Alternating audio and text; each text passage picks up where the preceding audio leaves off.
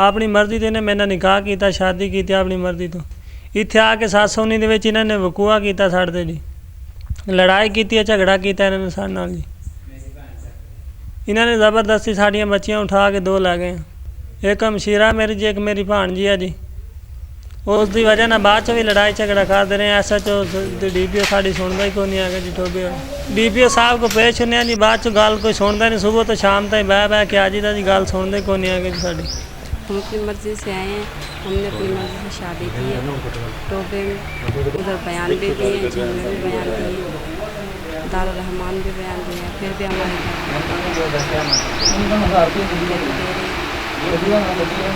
कर रहे हैं। हम अपनी मर्ज़ी से इधर बस रहे हैं, अपनी खुशी से, हमें वो बसने नहीं दे रहे हैं।